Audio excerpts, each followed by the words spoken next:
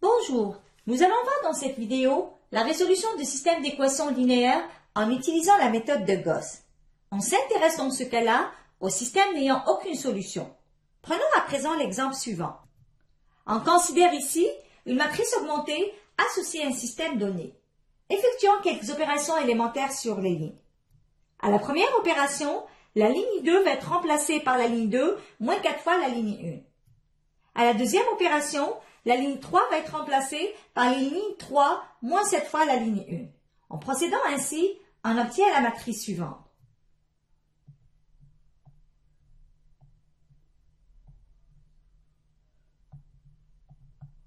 Continuons maintenant avec l'opération suivante où la ligne 3 va être remplacée par la ligne 3 moins 2 fois la ligne 2. On aura ainsi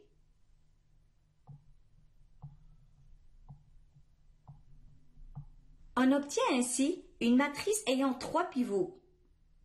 On a fait apparaître des zéros au-dessous de ces pivots. Ce qu'on vient d'obtenir, c'est la matrice augmentée échelonnée. On vient de voir ensemble qu'au moyen d'opérations élémentaires sur les lignes, on a pu transformer une matrice augmentée en une matrice augmentée échelonnée.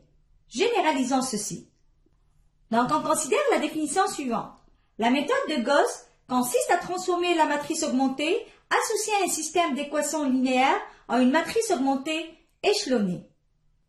On s'intéresse dans ce cas-là à la résolution de systèmes d'équations linéaires. Pour cela, on a la proposition suivante.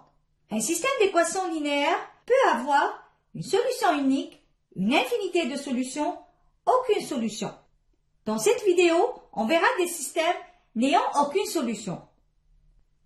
Considérons maintenant un deuxième exemple.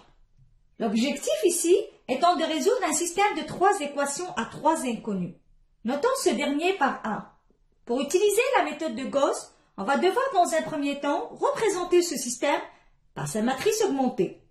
On remarque que cette matrice augmentée a été déjà considérée à l'exemple 1. On a vu qu'au moyen d'opérations élémentaires sur les lignes, la matrice augmentée a été transformée en une matrice augmentée échelonnée, laquelle se traduit par un système qu'on note par 2. Donc les systèmes 1 et 2 sont équivalents. Ainsi, ils ont le même ensemble de solutions. On va résoudre le système 2 étant plus facile à manipuler et déduire par la suite l'ensemble de solutions pour le système 1. Du système 2 et de la dernière équation, on a 0x1 plus 0x2 plus 0x3 égale à moins 5. Cette équation n'est jamais vérifiée, quelles que soient les valeurs de x1, x2 et x3. Donc le système 2 n'a aucune solution. Comme le système 1 est équivalent au système 2, donc on peut déduire que le système 1 n'a aucune solution. Prenons maintenant un troisième exemple. On voudrait résoudre un système de 3 équations à 4 inconnues. Pour utiliser la méthode de Gauss, on va devoir dans un premier temps représenter ce système par sa matrice augmentée. À la deuxième étape, je vous demande de déterminer la matrice augmentée échelonnée.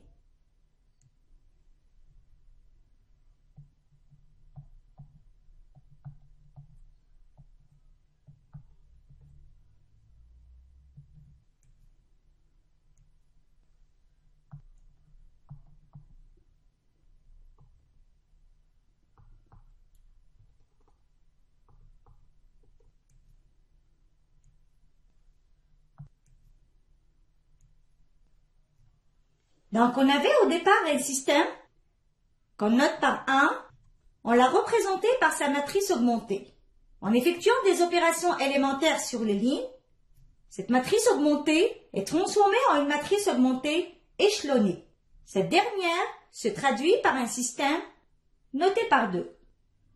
Les deux systèmes 1 et 2 sont équivalents, donc ils ont le même ensemble de solutions. Comme le système 2 est plus facile à manipuler, on va le résoudre et déduire l'ensemble de solutions pour le système 1.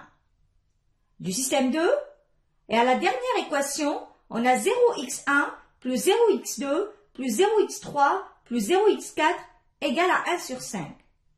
Cette équation n'est jamais vérifiée, quelles que soient les valeurs de x1, x2, x3, x4. Ainsi, le système 2 n'a aucune solution. Comme le système 1 est équivalent au système 2, on peut déduire que le système 1 n'a aucune solution. En résumé, nous avons vu dans cette vidéo la résolution de systèmes d'équations linéaires en utilisant la méthode de Gauss. On s'est intéressé aux systèmes n'ayant aucune solution. On a vu que la méthode de Gauss consiste à transformer un système donné ou un système qui lui est équivalent, mais qui est plus facile à résoudre. Ceci se fait au moyen d'opérations élémentaires sur les lignes.